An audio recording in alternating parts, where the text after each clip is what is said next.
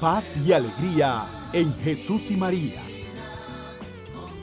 Liturgia de la Palabra de la Eucaristía Dominical. Desde la Ciudadela Jesús y María. Preside el Padre Teófilo Rodríguez. Oremos.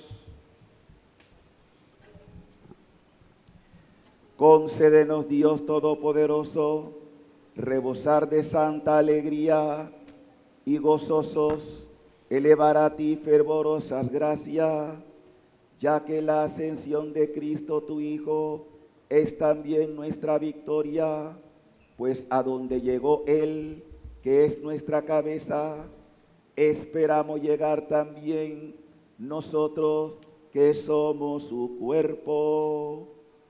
Por nuestro Señor Jesucristo, tu Hijo, Dios Padre tierno y misericordioso, que en la unidad del Espíritu Santo vive y reina y es Dios por los siglos de los siglos. Amén. Lucas, en el inicio del libro de los Hechos de los Apóstoles, narra el acontecimiento de la ascensión de Jesús a los cielos y al mismo tiempo dispone al oyente para el cumplimiento de la promesa de Cristo, el envío del Espíritu Santo. Escuchemos. Del libro de los Hechos de los Apóstoles. En mi primer libro, querido Teófilo, escribí acerca de todo lo que Jesús hizo y enseñó hasta el día en que ascendió al cielo, después de dar sus instrucciones por medio del Espíritu Santo a los apóstoles que había elegido. A ellos se les apareció después de la pasión, les dio numerosas pruebas de que estaba vivo, y durante 40 días se dejó ver por ellos y les habló del reino de Dios. Un día, estando con ellos a la mesa, les mandó: no se alejen de Jerusalén. Aguarden aquí a que se cumpla la promesa de mi Padre, de la que ya les he hablado. Juan bautizó con agua. Dentro de pocos días, ustedes serán bautizados con el Espíritu Santo. Los ahí reunidos le preguntaban: Señor, ¿ahora sí vas a restablecer la soberanía de Israel? Jesús les contestó: a ustedes no les toca conocer el tiempo y la hora que el Padre ha determinado con su autoridad. Pero cuando el Espíritu Santo descienda sobre ustedes, los llenará de fortaleza y serán mis testigos en Jerusalén, en toda Judea, en Samaria y hasta los últimos rincones de la tierra. Dicho esto, se fue elevando a la vista de ellos hasta que una nube lo ocultó a sus ojos. Mientras miraban fijamente al cielo, viéndolo alejarse, se les presentaron dos hombres vestidos de blanco que les dijeron: Galileos, ¿qué hacen allí parados mirando al cielo? Ese mismo Jesús que los ha dejado para subir al cielo, volverá como lo han visto alejarse. Palabra de Dios. Te alabamos.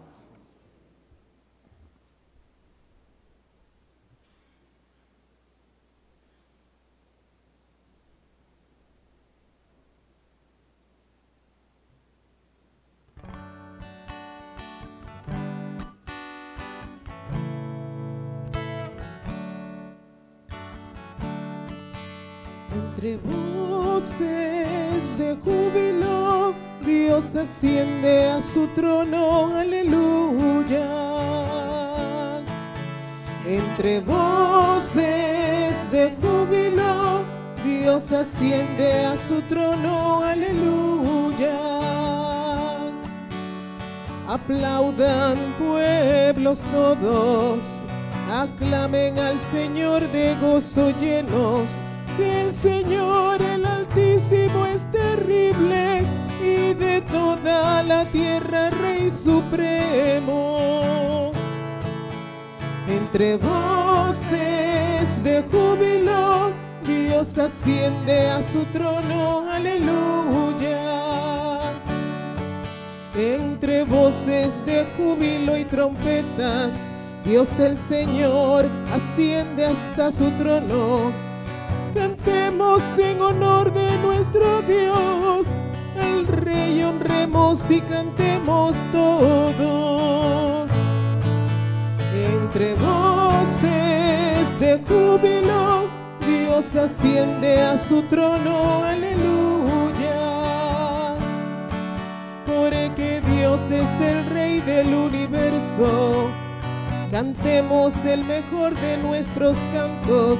Reina Dios sobre todas las naciones, desde su trono santo. Entre voces de júbilo, Dios asciende a su trono, aleluya.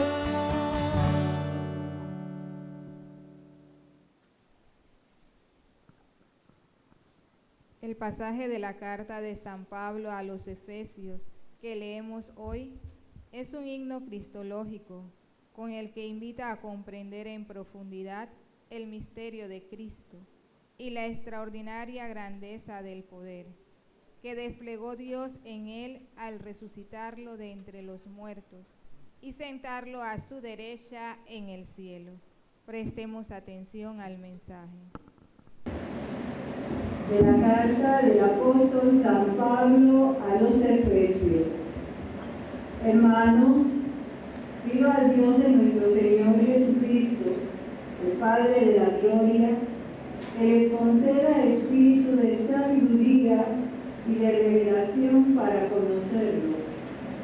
Les pido que les ilumine la mente para que comprendan cuál es la esperanza de su llamamiento, cuán gloriosa y rica es la herencia que Dios da a los que son suyos, y cuál la extraordinaria grandeza de su poder para con nosotros, los que confiamos en Él por la eficacia de su fuerza poderosa. Con esta fuerza resucitó a Cristo de entre los muertos y lo hizo sentar a su derecha en el cielo, por encima de todos los ángeles, principados, potestades, virtudes y dominaciones, y por encima de cualquier persona, no solo del mundo actual, sino también del futuro. Todo lo puso bajo sus pies y a él mismo lo constituyó cabeza suprema de la Iglesia, que es su cuerpo, y la plenitud del que lo consuma todo en todos. Palabra de Dios. Te alabamos, Señor. Contemplaremos hoy la escena conclusiva del Evangelio de Mateo. El resucitado reúne a sus discípulos en Galilea y los envía a la misión universal, prometiendo con ellos hasta el final de los tiempos.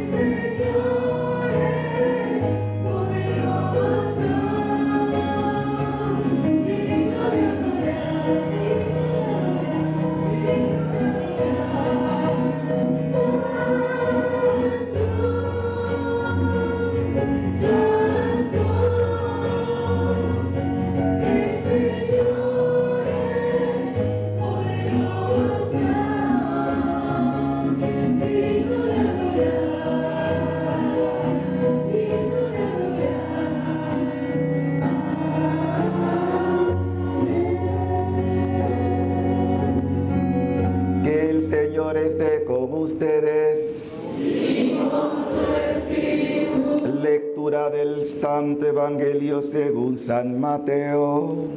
Gloria a ti, Señor.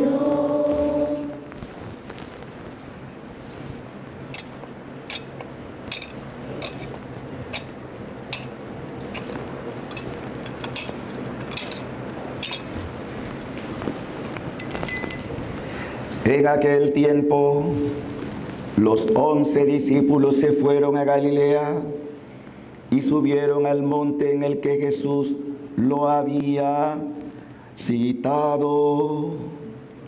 Al ver a Jesús, se postraron, aunque algunos titubeaban. Entonces Jesús se acercó a ellos y les dijo: me ha sido dado todo poder en el cielo y en la tierra.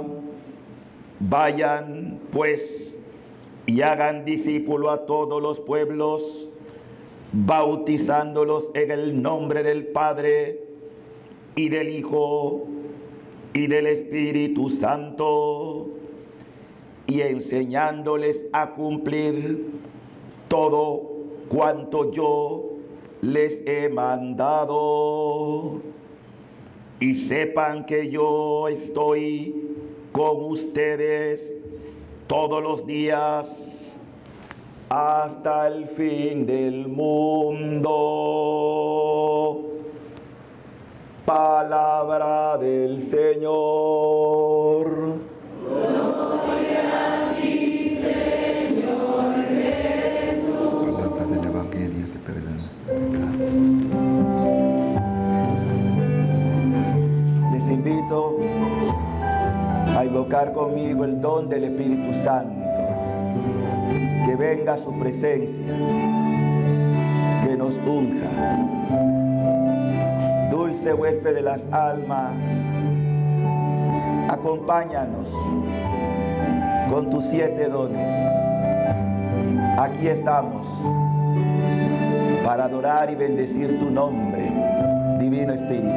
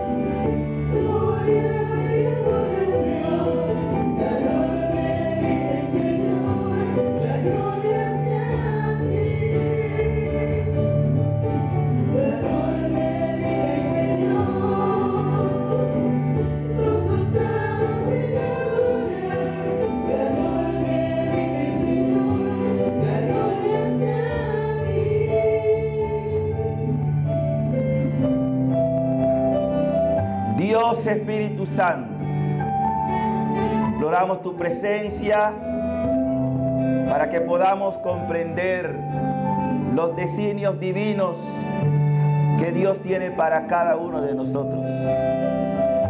Renunciamos a nuestra voluntad humana para aprender a vivir en la voluntad divina. Por eso, con el fiat de María, la llena de gracia, en este mes de mayo, imploramos tu presencia, Divino Espíritu. Ven, mi Dios Espíritu Santo, a través de la poderosa intercesión del corazón doloroso e inmaculado de María, tu amadísima esposa. Ven, mi Dios Espíritu Santo, a través de la poderosa intercesión del corazón doloroso e inmaculado de María, tu amadísima esposa. Ven, mi Dios Espíritu Santo, a través de la poderosa intercesión del corazón doloroso e inmaculado de María, tu amadísima esposa. Amén. Amén. Amén. Que baje la unción. Gracias. Los cielos manifiesta su reino. Enciende de nuevo tu amor. Enciende de nuevo tu amor. Tú abres los cielos, manifiestas tu reino. Enciende de nuevo tu amor. Enciende de nuevo tu amor.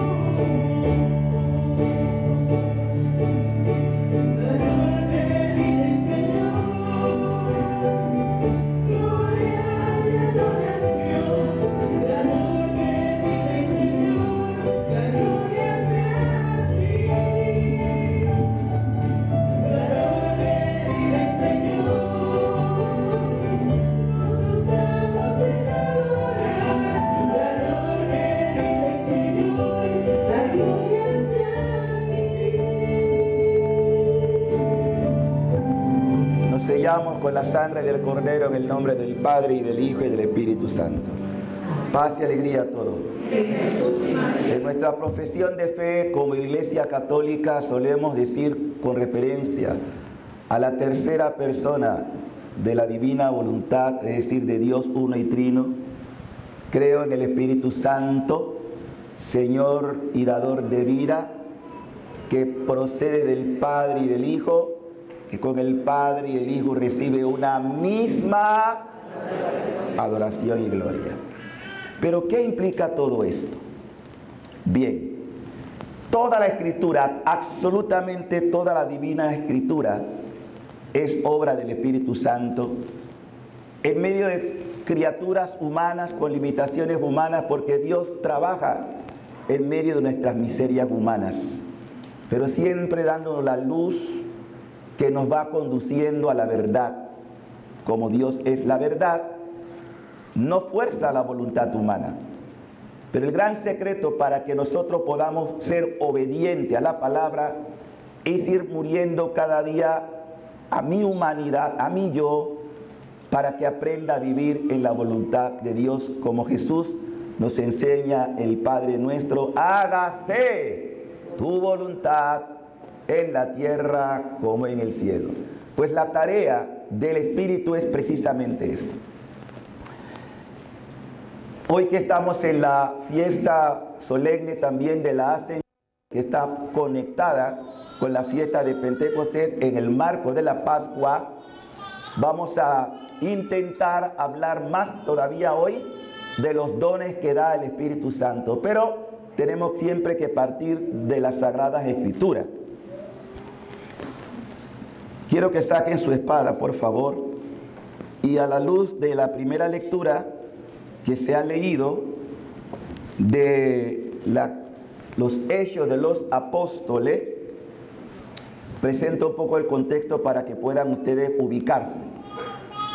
Tanto el Evangelio de Lucas como como los Hechos de los Apóstoles, que a mí me gusta más, claro, ya son Hechos de los Apóstoles, pero me gustaría más que se hubiera llamado los Hechos del Espíritu Santo, porque el gran protagonista de todo lo que ocurre en esa historia de los apóstoles es obra directa del Espíritu Santo. Sabemos poco del personaje a quien Lucas le escribe para que él sea una especie de filántropo, es decir, alguien que va a financiar ambos libros, tanto el Evangelio, porque acuérdense que en la antigüedad los escritos se hacían a mano, y eso es una cosa muy delicada. Todo se hacía a mano, toda la Biblia fue escrita a mano. Imagínense, cada capítulo, eso costaba. Pero cuando las cosas las mueve el Espíritu, siempre se cumplen. Y se le dedica a un personaje que ustedes ya escucharon el nombre, que cuando yo me di cuenta que tenía ese nombre, no lo sabía antes, me dije: Señor, ya tú me estabas marcando desde antes de nacer. Pero yo no es solamente para mí.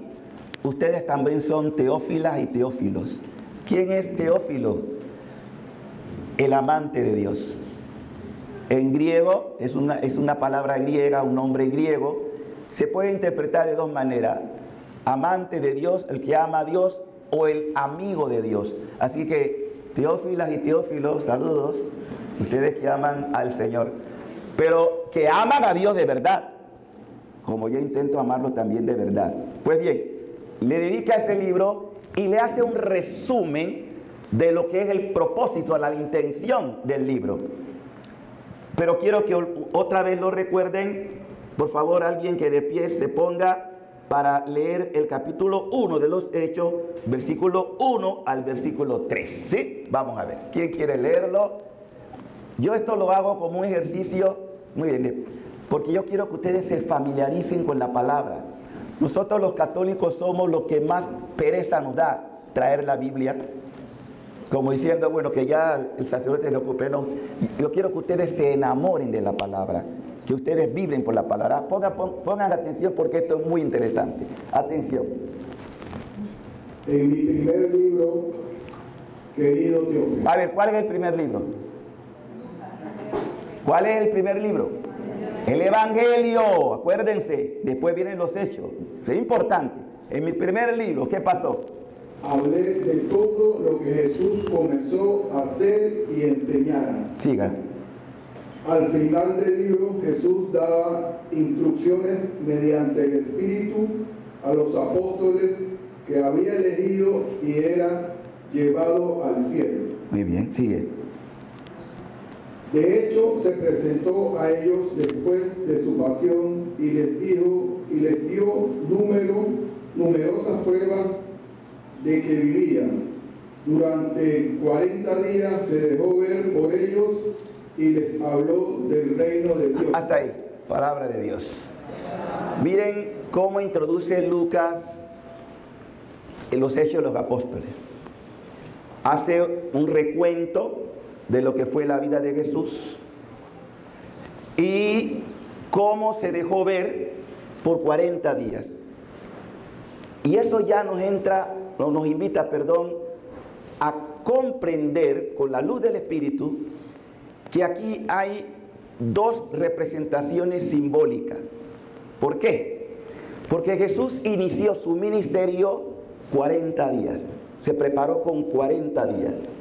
Y termina su ministerio con 40 días antes de ir al cielo. Y la pregunta, ¿por qué? ¿Por qué esos 40 días que resalta el evangelista Lucas? Porque 40 en la Biblia es el tiempo que el éxodo pasa de la salida de Egipto a la tierra de promisión. Jesús también hace su éxodo, 40 días preparándose para la redención, es decir, para entregar su vida por nosotros. Pero ahora estos 40 días que tuvo después de la resurrección es señalarlos el camino pascual, es decir, es el éxodo a la vida eterna. Y ahí está ya una docencia de parte de Jesús, que podamos interpretar el signo de los 40. No es casualidad. Hay una pedagogía aquí que el Señor quiere que los discípulos entiendan a la luz del Espíritu. ¿Por qué? Porque las cosas de Dios no se improvisan. Los planes de Dios son perfectos. Y hay que saber interpretar a la luz del Espíritu qué está diciendo el Señor. ¿Y qué va a implicar este caminar? Es que Jesús realmente esperó 40 días para estar con el Padre. Se separó. Paga el teléfono, por favor, no se te preocupe. Pero diga, atención. Pongan atención. No se me distraigan. Hay que tener en cuenta lo siguiente. El Evangelio nos está hablando de un divorciarse, aparentemente, no porque Jesús no esté en comunión con el Padre. Jesús nunca ha dejado de estar en comunión con el Padre, ni siquiera en la muerte. Jesús con el Padre, no el Padre, pero Jesús como el hombre muere, pero el Padre siempre está con él. El Padre y yo somos uno. La humanidad de Cristo pereció, pero no su divinidad. porque está unido al Padre. Pero quiere enseñarnos que también en nosotros va a haber una transición. Esa transición se llama de muerte a vida. Todos lo vamos a vivir. Y nos enseña además que es importante la obediencia al Espíritu, porque es el Espíritu el que va a conducirnos a lo que viene. ¿Y qué es lo que viene? Viene entonces el gran triunfo. Por eso los discípulos le dicen: es ahora, Señor, que baja a reunir a las tribus de Israel, o sea, el triunfo de Israel. Y Jesús le dice: no es exactamente eso. ¿Por qué? Porque el Señor mira más allá. Israel fue el pueblo elegido como precursor de lo que sería la iglesia. Pero en el tiempo de la plenitud de Cristo, ya no se queda reducido al pueblo de Israel.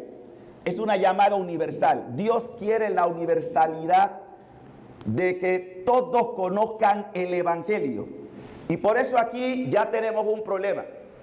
Porque todo bautizado debería tener como prioridad ser testigo del Evangelio.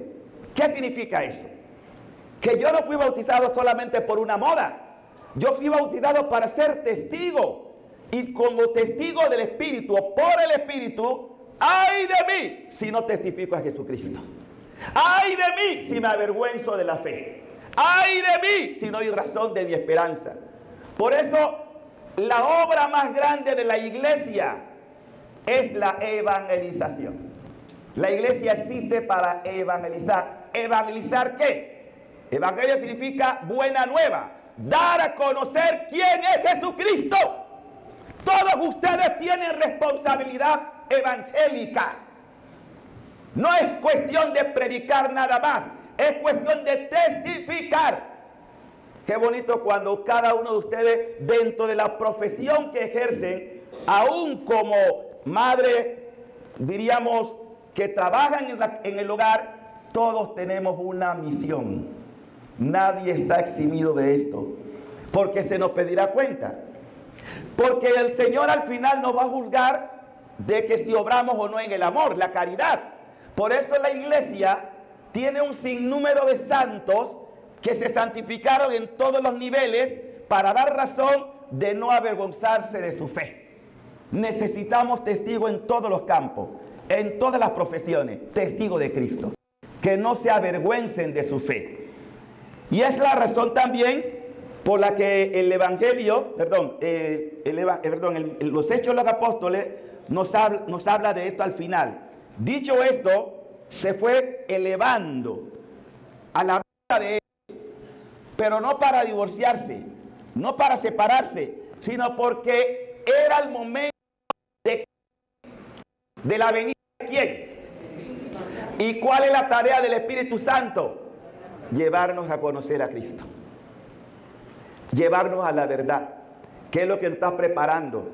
De hecho, litúrgicamente, los 40 días se cumplieron el jueves que pasó, pero ya no estamos en cuestión de fechas exactas, sino lo importante es la celebración del hecho como tal, ¿sí? Entonces, esos 40 días se culminan ahora con el próximo domingo, que es Pentecostés, para recordarnos que cuando yo recibí el Espíritu Santo, recibí dones. Y eso vamos a hablar ahora.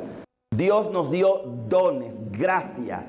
La pregunta que te hago: ¿qué has hecho tú con los dones? Y si tú conoces cuáles son los dones que recibiste. Porque yo sé que muchos católicos ignoran los dones. Los dones todos los recibimos. El problema es que la mayoría no ha alimentado ni acrecentado el don recibido. Algunos lo tienen archivado. Por eso es que se ha dicho muchas veces que el Espíritu Santo es el gran desconocido. Todos ustedes tienen gracia recibida de Dios. Pero si usted no la cultiva, si usted no ora el Espíritu, no va a crecer. Y la vida del Espíritu es vida de crecimiento. Tenemos que estar a la altura de Dios, que eso es lo que nos va a elevar. Ascensión es elevarse. Ya desde aquí el Señor quiere elevarnos, que ascendamos hacia Él. No solamente después de la muerte. La ascensión es un hecho espiritual. Cuando yo pienso en mi propia experiencia personal, yo le doy gracias a Dios porque yo sé que, no lo digo por jactancia, que voy experimentando un ascenso, me enamoro más de Dios. Yo les decía ayer en la prédica que decía a los hermanos del Salvador, de Cali, Colombia, acabo de llegar de Cali anoche, ni siquiera he dormido, pero bueno, eso no es problema. El tema es que porque cuando tú estás apasionado por algo y por alguien, tú no le pones condiciones a Dios. Porque esa es mi vida.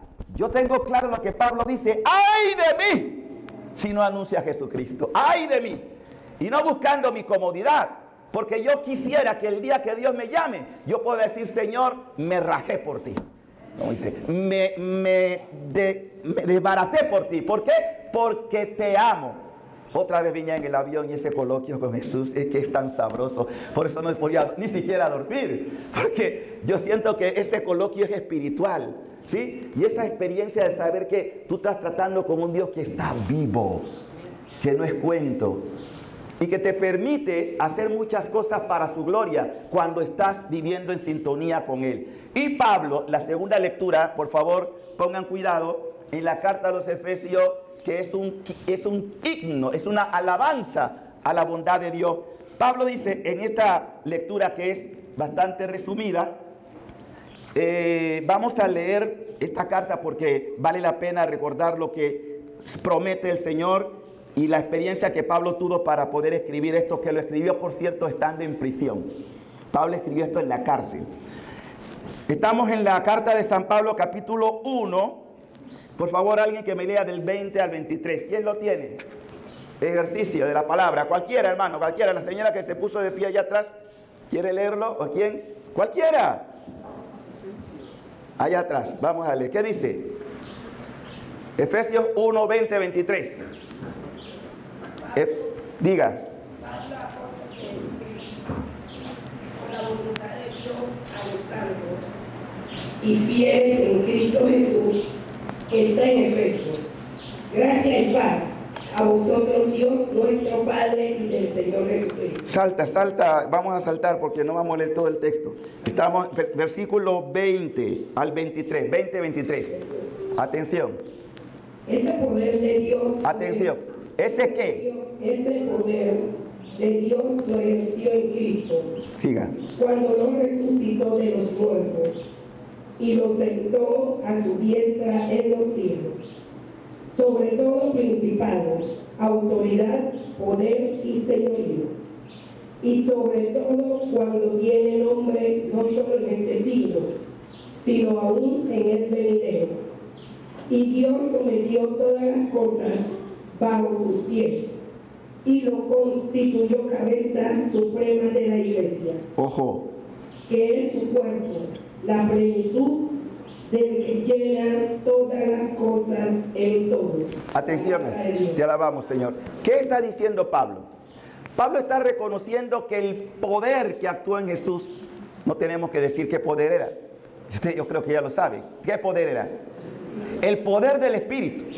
Ese poder del Espíritu, ese rúa, ese fuego, esa pasión que acompañaba a Jesús en todo, con la fuerza resucitó a Cristo de entre los muertos y lo hizo sentar a la derecha en el cielo. Todas estas son acciones del Espíritu de la persona de Cristo. Por encima de todos los ángeles, principados, potestades, virtudes, dominaciones, son jerarquías angélicas. Cristo es el hombre Dios que está por encima de todo. Y por encima de cualquier persona, atención a esto. Porque hoy cuando uno habla de los políticos y de estos que se jerguen como si fueran la mamá de Tarzán, que tienen el poder para cualquier cosa, cuidadito. No hay nadie que está por encima de Cristo. Él tiene la autoridad y el poder sobre todo, porque así lo constituyó Dios. Para que ante Él también todos doblen rodillas, todos reconozcan su señorío. Y añade la palabra, por encima de dominaciones, por encima de cualquier persona. Que quede claro, de cualquier persona. Llámese Putin, llámese Biden, llámese como quiera. Por encima de todo, Cristo es Rey. Y añade, no solo del mundo, Dice, no solo del mundo actual, atención, sino también del futuro. Nombre sobre todo nombre. Aleluya. Él es el Señor. Y añade, todo lo puso bajo sus pies. Todo. Y al mismo tiempo lo constituyó cabeza suprema. Por esto, miren que lo está diciendo la palabra. Y Pablo sabiendo, porque algunas personas a veces se equivocan. Cuando yo pregunto, ¿quién es la cabeza de la iglesia? No es el Papa, es Cristo. El Papa es vicario, el Papa es representante. La cabeza de la iglesia es Cristo y nosotros somos el cuerpo. Por esto esta iglesia tiene garantía que las puertas del infierno no prevalecerán sobre ella, porque el que manda en esta iglesia es Cristo Jesús. Él es el Señor. Potestad de todo ha sido sometido a Cristo. Ay de los que se fueron de esta iglesia. No sabe que están ofendiendo al Señor y lo que estén pensando cambiar de iglesia. Esta iglesia es la iglesia de Cristo. Él es el dueño de ella y Él por ella ha dado la vida. Pero termina el himno paulino diciendo, todo lo puso pues bajo sus pies y al mismo tiempo constituyó cabeza suprema de la iglesia. Por eso un papa muere, pues se nombra otro, así de sencillo, porque el que permanece es Cristo.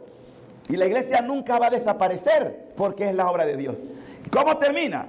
Todo lo puso bajo sus pies y al mismo tiempo lo constituyó cabeza suprema de la iglesia, que es su cuerpo y la plenitud del que lo consuma.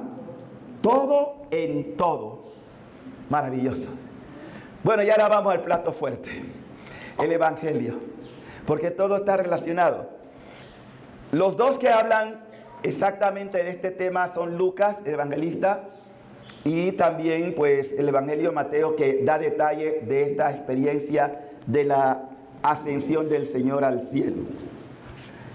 Detalle que debemos resaltar de esta manifestación de Jesús que sube glorioso al cielo, según Mateo. Dice la Escritura que ya ellos sabían, porque Jesús les dice, tengo que irme, porque si no me voy, ¿qué va a pasar? No vendrá, pero si me voy, lo voy a enviar. Así que ellos sabían que iba a enviar el Espíritu Santo. Y miren lo que dice Jesús. Atención, católico, que a veces estás en crisis. Que a veces dice, ¿qué pasó, Señor? ¿Por qué me tienes en este estado? Escúchalo muy bien. Porque ustedes tienen que fortalecer la fe. Después hablaré de los dones. Pero tienen que fortalecer su fe y su certeza de que Jesús ha prometido algo que es contundente. Y escuchen. Entonces Jesús se acercó a ellos y les dijo, me ha sido dado poder en el cielo y en la tierra. Como que está reiterando lo que ya hemos escuchado de San Pablo, ¿no? En la carta a los Efesios. Vayan pues y hagan discípulos a todos los pueblos. ¿Ven por qué dije que la tarea nuestra cuál es? Evangelizar. Pregunta, ¿estás evangelizando? ¿O te da pena? ¿O te da vergüenza? Ay, que van a decir que soy testigo de Jehová. Ellos tienen más valor que nosotros para hablar. Cuando hablamos de testificar, yo no estoy hablando de predicar. Yo estoy hablando de dar testimonio de la forma que Dios te permite. ¿Cuántos jóvenes hoy, como dije la vez pasada, fueron a la confirmación, se confirmaron y parece que después se separaron de la iglesia, cuando hoy de la moda está en las redes sociales? ¿Por qué no pueden imitar a Carlos, al beato Carlos, que dedicó su talento para evangelizar a través de las redes sociales? Son pocos los jóvenes que yo veo que están hablando de Cristo, porque le da vergüenza, porque le da miedo. No debemos avergonzarnos de esto, que la gente sepa que somos discípulos de un resucitado, no de uno que está muerto. Mi Dios vive y tengo que darlo a conocer. ¿Por qué voy a tener pena de esto? Pero también ustedes en su profesión.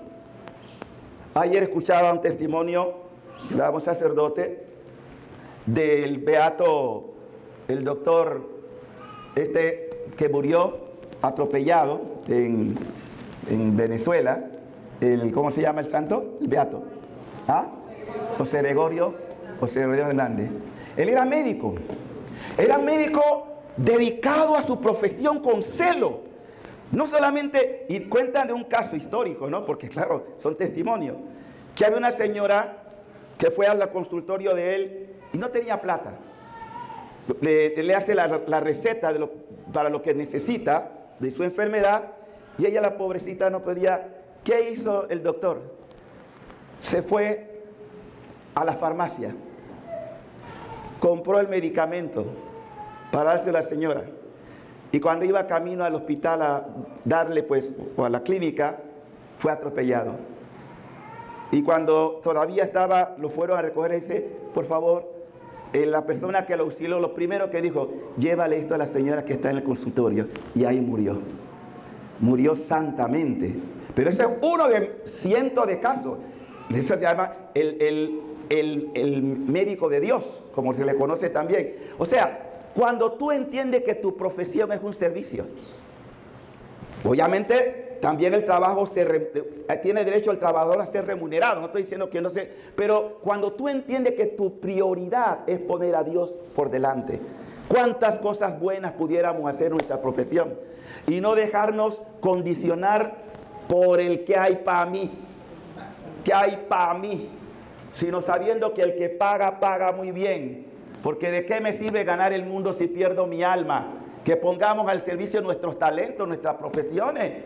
Como yo siempre se lo he dicho a ustedes, si yo cobrara por las cosas que hago, fuera millonario, Dios mío. Tendría todo. ¿Pero para qué? ¿De qué me sirve eso? Si pierdo mi alma.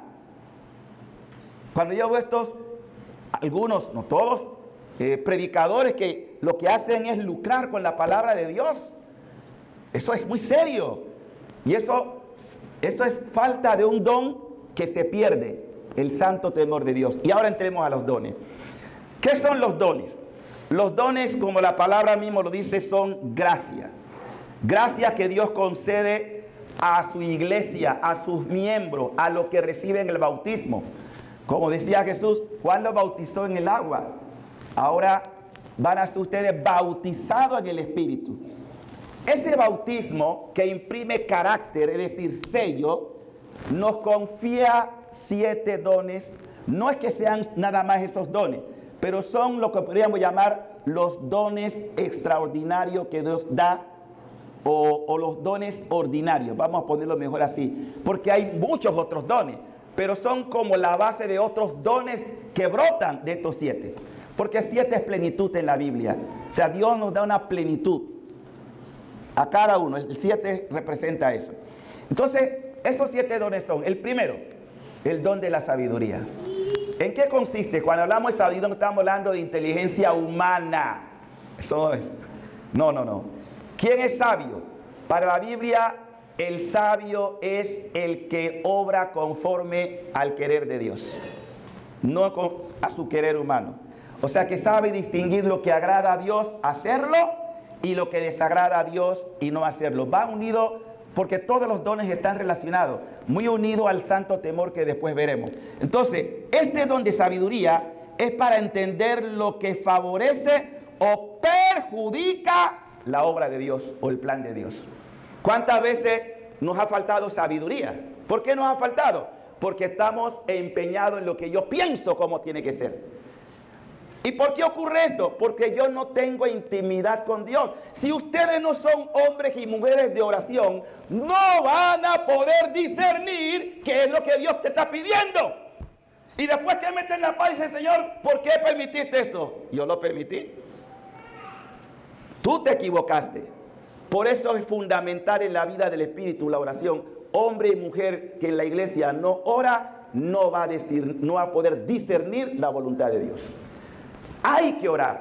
Y para orar también se requiere recogimiento, silencio, porque en nosotros también hay mucho ruido, y el ruido, cada vez que es peor, no nos permite centrarnos. Estamos muy distraídos y necesitamos concentrarnos en Él para poder escuchar y poder discernir lo que me pide el Espíritu. Así que ese es el primer don que da cuando ustedes lo tienen, pero no lo han desarrollado. Porque Dios no da su gracia y las quita. Somos nosotros las que no la usamos. Somos nosotros las que no aprovechamos. Por eso, repito, pues, este don tiene como propósito entender lo que favorece o perjudica el plan de Dios. Primero en tu vida, pero también en los demás. Segundo don que debemos discernir y que he recibido pero no lo he aprovechado, el don de entendimiento. No es lo mismo que sabiduría, porque está relacionado. ¿Qué significa entendimiento como don? Nos ilumina, luz, nos da luz, nos ilumina para aceptar las verdades reveladas por Dios, es decir, comprender. Aquí, el hombre, la mujer que se abre a la oración, que se abre a la sabiduría, va a poder tener comprensión o entendimiento de la palabra. Sabe qué quiere Dios, porque aquí está todo lo que tú debes saber. Yo no necesito otro maestro más que la palabra de Dios, porque Cristo es el maestro. ¿Por qué tanto fracaso? Porque no discernimos, no tenemos entendimiento, no leemos la palabra. ¿Ven la importancia de la palabra? Porque aquí está todo lo que tú quieres saber que Dios quiere para ti, está aquí. No hay que buscar más, no es un periódico de ayer. Esta palabra no pasa de moda.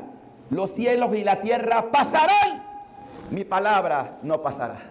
Esta palabra es perpetua porque es Cristo. Y Cristo que nos la recuerda por el Espíritu Santo. Tercer don que recibimos y que no lo ponemos en práctica, el consejo, don de consejo. ¿En qué consiste este don de consejo? Que ustedes lo tienen. Incluso puede que alguno lo ejerza sin darse cuenta. ¿Qué consiste el don de consejo? Nos ayuda a discernir los caminos y las opciones en nuestra vida. Tanto la personal, pero también la que tú puedes instruir a otro. Enseñándole a esa persona lo que es conveniente para ella. No es que tú le estás imponiendo, sino que en el discernimiento que te da el Señor, tú puedes aconsejar. ¿Por qué estamos como estamos? Los padres perdieron mucha autoridad sobre sus hijos y no aconsejan, no se sientan con sus hijos. Esto es un aparato bueno, pero también un aparato que si no se usa bien, distorsiona a la gente. Sobre todo a los niños. Ustedes tienen que ponerle a los hijos por su bien, más que dejar de aconsejar por la tecnología, que ustedes lo aconsejen a la luz de la palabra del Señor. Lo que conviene y no conviene, lo que es bueno y lo que no es bueno. Por eso estamos viendo nuestro país, nuestro Colón, tanta violencia, porque la mayoría de estas cosas son experiencias que vienen de otros lugares y que la están aplicando aquí. ¿Cuándo se veía aquí lo que estamos viendo? Colón siempre fue sano, siempre. Pero hoy estamos viendo cosas que ya rompen todos los patrones, porque no han sido orientados, no han sido aconsejados. Qué triste cuando un joven en plena juventud, ya para adorarse, ve como alternativa quitarse la vida. ¿Qué puede estar pasando en ese corazón o en esa mente? ¿Quién le aconsejó? ¿Ah? Todas estas son cosas que nos deben cuestionar, por Dios. Algo no estamos haciendo bien porque nos falta sabiduría, nos falta entendimiento, nos falta comprender los designios de Dios en mi vida. Entonces, pidamos esa gracia. Señor, ayúdame a saber discernir los caminos y las opciones en mi vida. Y también en lo que pueda en la vida de los otros. No es que yo me voy a tener en la vida de los otros. Puedo orientar, puedo corregir. Además es un acto de caridad. Si usted sabe que una persona está moviéndose en una dirección equivocada y no le dice, usted está pecando de omisión. Y Dios le va a pedir cuenta por eso. Que le crea o no, ya no es problema suyo, pero usted aconsejó, usted orientó. Pregúntense cuántas veces hemos pecado de omisión, que no hemos sabido corregir, no hemos sabido orientar. Se nos pedirá cuenta de eso. Se nos pedirá cuenta. Cuarto don, el don de ciencia. Cuando hablamos de ciencia no estamos hablando de intelectualismo, de racionalismo. El don de ciencia es la ciencia, la sabiduría de Dios que en realidad no debe haber contradicción entre la ciencia y la fe. Si la ciencia es un don también que Dios ha dado al hombre de saber poder analizar que en la naturaleza, en la creación, hay leyes exactas. Lo que el hombre hace es descubrir esas leyes, pero esas leyes, ¿quién las puso? Un autor supremo, que es Dios. El hombre descubre lo que ya Dios estableció. Y por eso también entender que esto no va en contradicción con la fe, de ninguna manera. Y quiero que sepan que muchos grandes científicos fueron hombres de fe, y mujeres también de fe, que a la luz del Espíritu fueron descubriendo esas leyes. Y hoy se aplican, porque eso lo puso Dios. Dios no hizo esto en desorden. Dios creó la creación en armonía. Nosotros somos los que desarmonizamos todo. Ay, el ser humano. Quinto, el don de piedad. ¿En qué consiste este don? Este don es lo que estamos viviendo ahora. ¿En qué consiste? Nos permite estar abierto a la voluntad de Dios, actuando como Jesús actuó. Es decir, para Jesús, ¿qué era lo más importante? Dar a conocer a quién, a su Padre. Y Jesús muchas veces nos dice: si ustedes conocieran a mi Padre, yo lo conozco. Y Jesús nos da a conocer quién es su Padre. Y ustedes ya han escuchado varias veces que hemos dicho: si ustedes me aman, van a guardar mi palabra, y mi Padre los va a amar, y vendremos a hacer morada en ustedes, confirmando lo que son estos dones. O sea, porque si Dios está en mí, yo voy a tener la ciencia de Dios, voy a comprender los dones de Dios, porque está actuando en mi vida. Y Dios quiere que sea así, porque Dios nos da los dones para que vivamos en ignorancia, sino para crecer en ellos. Entonces, este don de piedad también nos lleva al recogimiento de saber que todo merece una alabanza en la voluntad divina. Dios merece una alabanza. Dios merece nuestro reconocimiento. Actuando como Jesús actuó. Para Jesús toda su vida era rendir honor al Padre. Esa era su obsesión. La obsesión de Jesús, el reino. Dar a conocer quién es mi Padre.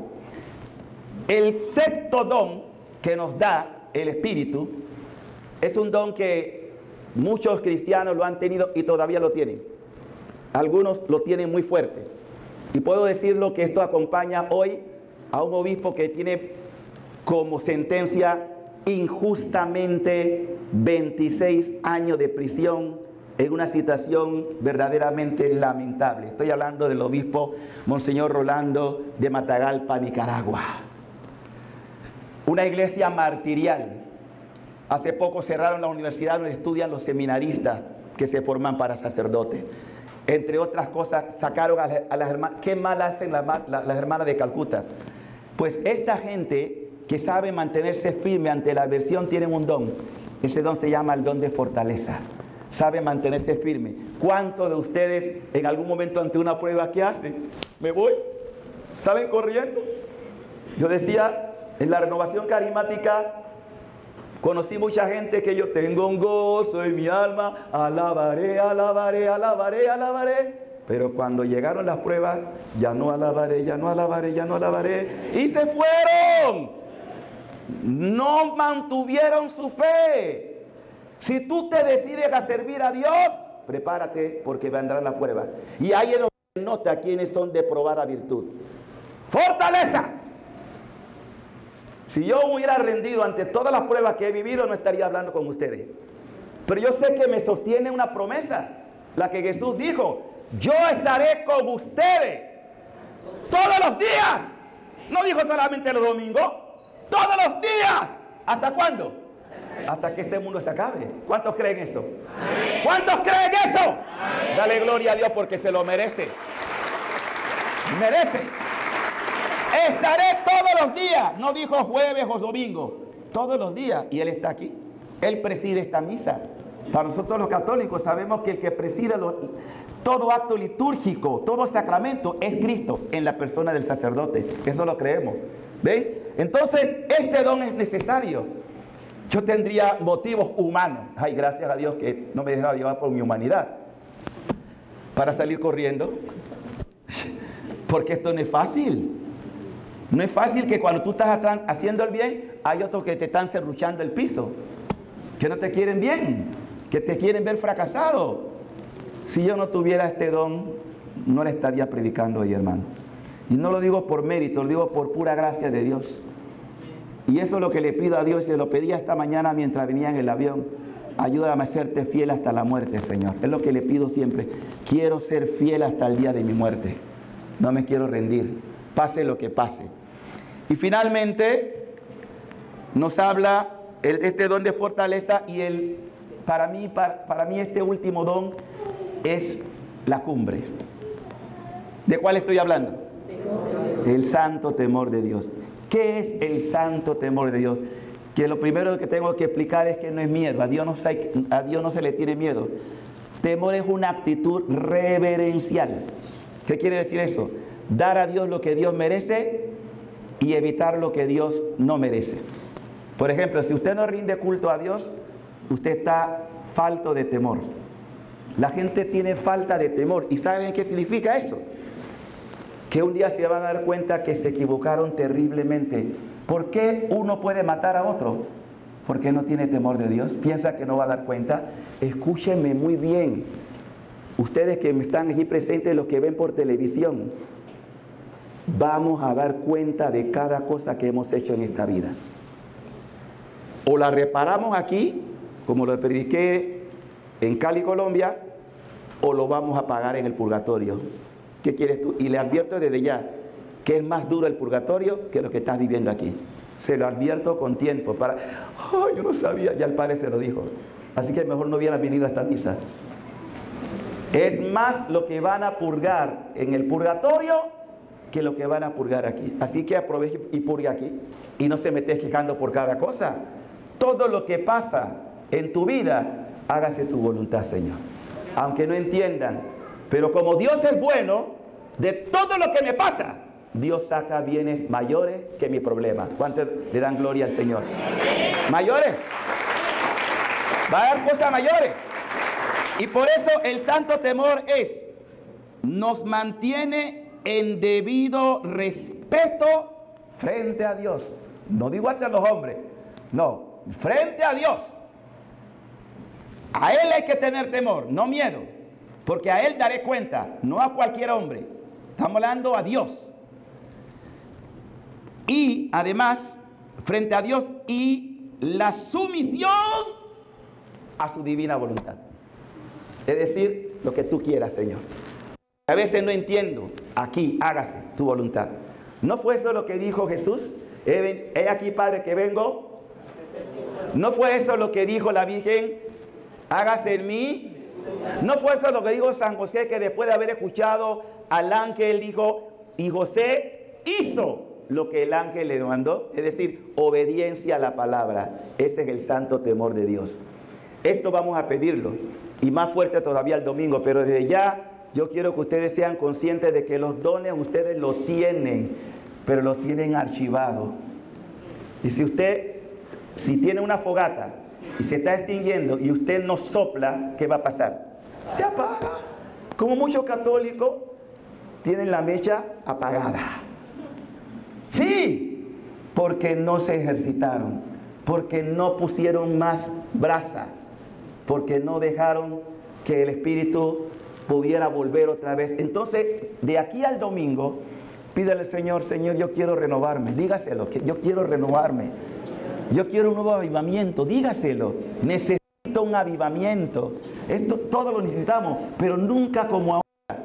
Necesito un avivamiento. Vamos a pedirle al Señor esta gracia de un verdadero avivamiento. Que estos dones que recibí en mi bautismo no se queden allí estáticos, que no se queden acristulados allí perdiendo el tiempo. No, que esos dones que los recibí puedan otra vez volver a tener esa llama, ese fuego, esa pasión para obedecer los designios de Dios. Sobre todo este último, nunca pierdan el santo temor de Dios. El mundo de hoy se ha olvidado de Dios y ha perdido el santo temor. Que eso no les pase a ustedes. Amado Dios, te damos infinitas gracias por tu palabra. porque nos instruyes, porque quieres lo mejor para nosotros, porque no te fuiste al cielo para desentenderte, sino que te fuiste porque era necesario que ahora viniera el Espíritu Santo. Y que como tú lo habías dicho ya, el Espíritu los va a llevar a ustedes a la verdad completa. Haznos comprender que no necesitamos ver, que no necesitamos cosas extraordinarias, sino obediencia a tu voluntad. Que en tu santo temor, Señor, nosotros podamos estar abiertos a obrar en tu voluntad, en tu divina voluntad, para que no sea lo que prevalezca en mi ser, sino en tu ser, Señor. Me pongo en tus manos. De mí, Señor, lo que quieras, sea lo que sea, Señor. Me abandono a tu voluntad, porque tú eres mi Padre y yo soy tu Hijo, y quiero hacer siempre tu voluntad. Ahora digan conmigo: Señor Jesús, enséñame a buscar lo que tú buscas, a sentir lo que tú sientes, a hablar lo que tú hablas, a pensar lo que tú piensas y amar lo que tú amas. Oh Sagrado Corazón Eucarístico de Jesús, enséñame a vivir en el Espíritu Santo, haciendo siempre tu divina voluntad, y que los dones recibidos por el bautismo ahora se activen para gloria tuya. Amén, amén y amén. Que así sea. Gracias, Señor.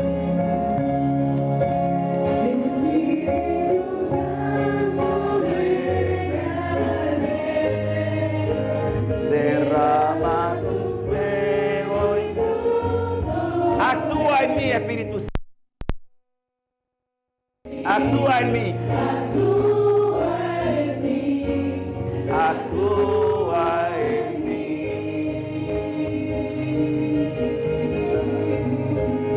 Espíritu Santo,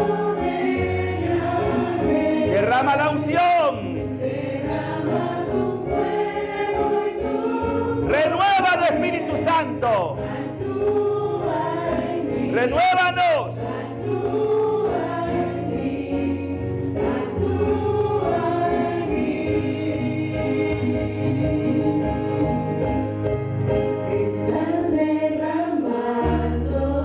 La unción.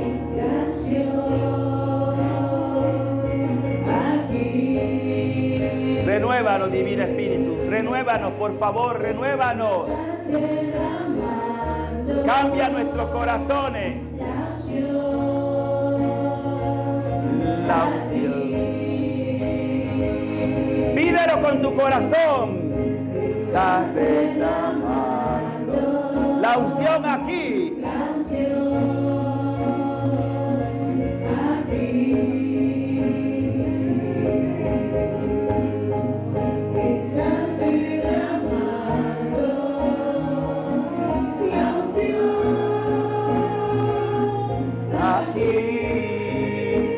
Espíritu de Dios, Espíritu Santo, derrama la unción,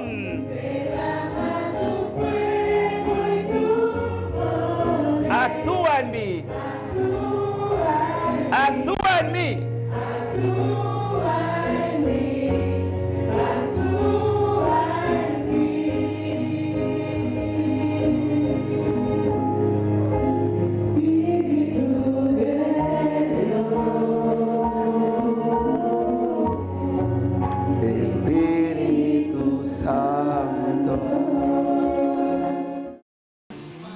Que todos sigan pasando un feliz día. Bendiciones.